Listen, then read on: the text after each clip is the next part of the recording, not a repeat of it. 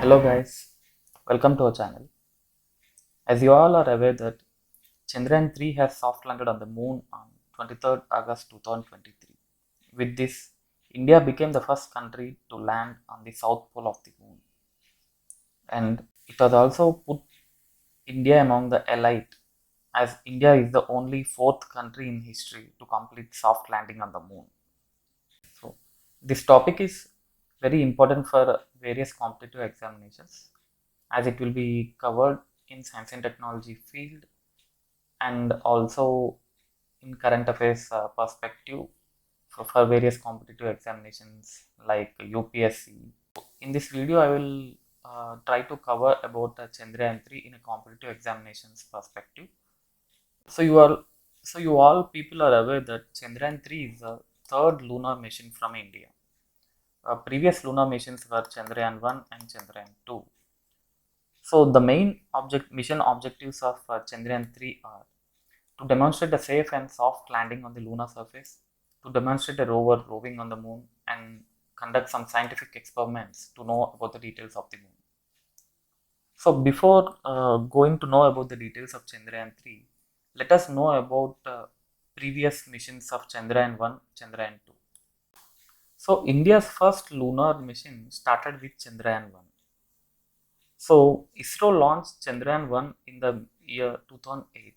The main objective of Chandrayaan 1 was to send an orbiter into the lunar's orbit, and with the help of the orbiter to know about the chemical, mineralogical, photogeological mapping of the moon.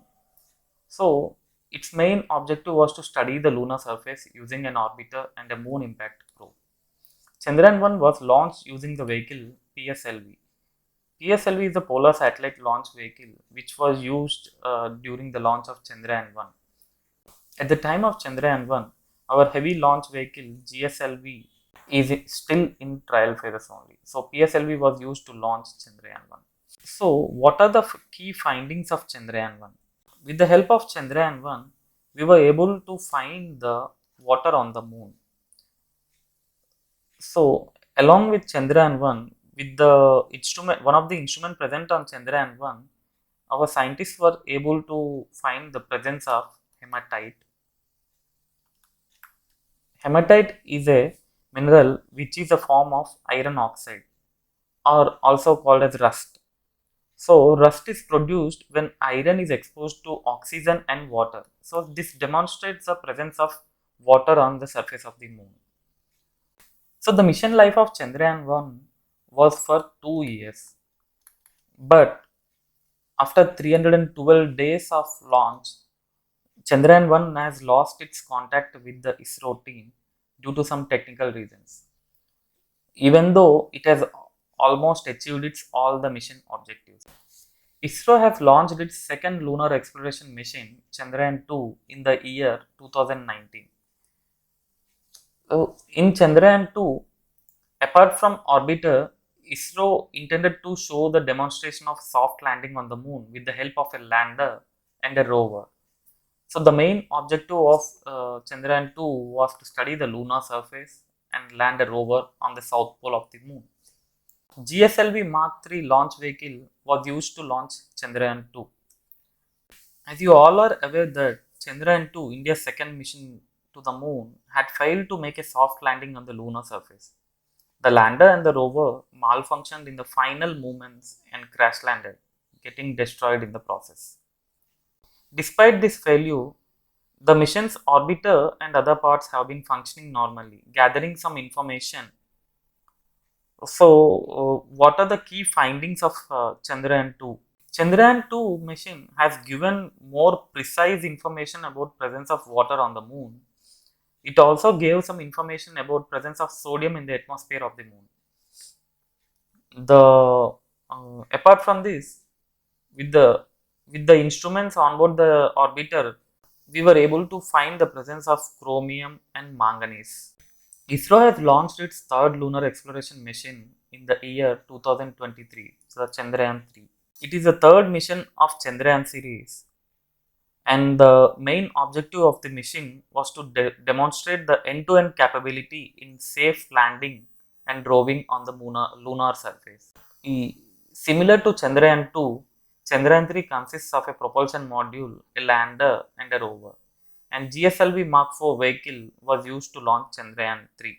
As you all are aware, the ISRO has recently demonstrated the landing capability on the surface of the moon with Chandrayaan 3, and other results are still being avoided. So, what are the main parts of Chandrayaan 3? As I already told in the previous slide, Chandrayaan 3 has two main modules. One is a propulsion module and a lander module. The weight of the propulsion module is 2148 kg and the lander module is 1752 kg, which includes the 21 kg rover. So, overall total weight of the Chandrayaan 3 was around 3900 kg. The main function of this propulsion module is to carry the lander module from launch vehicle till the final lunar 100 km circular polar orbit, where the lander module and the propulsion module get separated from each other. So, apart from this lander module, this propulsion module has also a payload called SHAPE. This payload is used to conduct polarimetric studies of the Earth from lunar orbit. That is nothing but from the lunar orbit of 100 km. This, with the help of this payload, this propulsion module will look for some smaller planets near the surface of the Earth that could be habitable with the help of the reflected light from the sun. And the second module is lander module. It consists of two key components, the lander Vikram and the rover Pragyan. So, the total lifespan of the mission is 1 lunar day, that is equivalent to 14 Earth days. There are various payloads available on the lander module. Let us go in detail about the different payloads available. So, the first payload available is RAMBA, R-A-M-B-H-A. RAMBA means, as I already described here, radio anatomy of the moon-bound hypersensitive ionosphere and atmosphere. So, this payload was used to measure the near surface plasma density and its fluctuations with the time. Second payload is CHASTE, Chandra's Surface Thermophysical Experiment. This payload was used to carry out the thermal traits of the moon's polar zones. As the lander is landed near the South Pole, the temperature variations near the South Pole were calculated using this payload. The third instrument is ILSA, Instrument for Lunar Seismic Activity. So, this instrument is used to measure the seismic activity around the landing surface, which will be helpful in delineating the structure of the moon's crust and the mantle. The next instrument is LRA, Laser Retroreflector Array. It is used in understanding the dynamics of the moon. First four payloads are in the lander module. The last two payloads are in the rover module. The first main instrument in rover module is APXS, Alpha Particle X-ray Spectrometer. It is helpful in determining the elemental composition, I mean like the chemical composition and other mineral attributes. So, the key elements are magnesium, aluminium, silicon, potassium, calcium, titanium and iron. The other instrument that is present in the rover module is LIBS, Laser Induced Breakdown Spectroscope. This is used to analyze the minerals that have been found, minerals and elements that have been found using APXS. LVM-3 Mark 4 launch vehicle was used for launching Chandrayaan 3. Presently, this is the operational heavy lift launch vehicle of ISRO. It is used to carry Chandrayaan 3 to the geotransfer orbit. Basically, while designing Chandrayaan 3, it has incorporated some lessons from the crash landing of Chandrayaan 2. So, there is some significant difference between Chandrayaan 3 and Chandrayaan 2. So that the soft landing in Chandrayaan 3 will be successful. So in Chandrayaan 2, there is one lander hazard detection and avoidance camera system, whereas in Chandrayaan 3 there are two lander hazard detection and avoidance camera system. When compared to Chandrayaan 2, in Chandrayaan 3 there is no fixed landing site. In Chandrayaan 3, artificial intelligence was used to determine the landing site using the data from the most robust landing cameras that were installed in the landing module. The targeted landing area in Chandrayaan 2 was 500 into 500 meter zone, whereas in Chandrayaan 3 it was enhanced to 4 kilometer into 2.4 kilometer area, so that the lander had more options to choose the best target site. Let us look into the timeline of Chandrayaan 3. On July 14th, Chandrayaan 3 was launched from second launch station of Satish Dhawan Space Center, Sriharikota. After performing some orbit raising maneuvers, Chandrayaan 3 was inserted into a translunar orbit on August 1st. And it was inserted into a lunar orbit of 164 kilometer into 18,074 kilometer on August 5th. So it was put in an elliptical orbit. This 164 kilometer was the nearest point from the lunar surface, whereas this 18,074 kilometer is the farthest point from the lunar surface. And once it has entered into the lunar orbit on August 5th, some orbit adjustment maneuvers were performed with the help of some engines in Chandrayaan 3, so that it will attain an orbit of 100 km into 100 km translunar orbit. Once Chandrayaan 3 was inserted in lunar orbit on August 5th, some orbit adjustment maneuvers were performed on August 6th, 9th and 14th with the help of engines on Chandrayaan 3 to attain an orbit of 100 km. And once the Chandrayaan 3 attained this 100 km orbit on August 17th, lander module was separated from propulsion module. With the help of engines in the lander module, on August 23rd, a safe touchdown was performed on the moon's south pole to create a history. So let us know about some facts about other lunar missions in Chandrayaan 3. So with the help of Chandrayaan 3, India became the fourth country to land on the moon after US, Russia and China. And it became the first country to land on the south pole of the moon. So US, Russia and China have landed somewhere near to the north pole of the moon. And this Chandrayaan 3 was cheaper than other missions performed by other countries. For example, as you have recently heard that Luna 25, the Russia's moon exploration mission, has crash landed. It costed them 1700 crore, whereas Chandrayaan 3 costed around only 615 crore. So far, how many lunar missions have taken place? Till date, there have been 140 lunar missions. These includes orbiter-on missions, crashes, historic landings.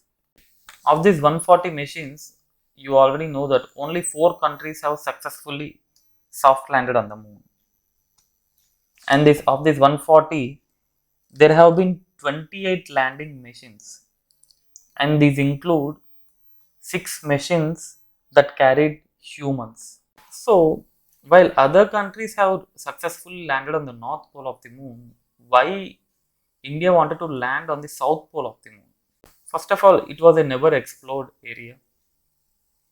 Secondly, the region near the south pole was a permanently shadowed region where there are a lot of craters with a strong evidence of water on them. So confirming the presence of water is very crucial in planning the future human missions, and this lunar resources can be useful for drinking, growing food and producing rocket fuel.